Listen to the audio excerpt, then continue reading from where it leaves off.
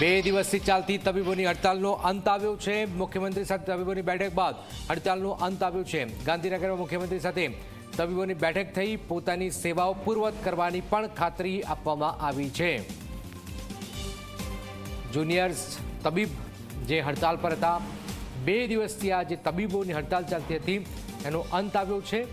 સુખદ સમાધાન થયું છે।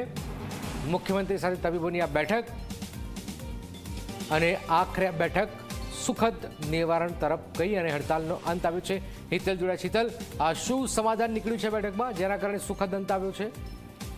જી જનક, ચોક્કસ એવું કહી શકાય કે હાલના તબક્કે મુખ્યમંત્રીએ ઇન્ટર્ન અને જુનિયર તબીબોને તેમની જે માગણી છે 40% નો વધારાની, એ વધારા પરિપ્રેક્ષમાં સરકાર હકારાત્મક વિચાર કરશે એ પ્રકારની વાત કરી હોવાની અત્યારે પ્રાથમિક વિગતો મળી રહી છે।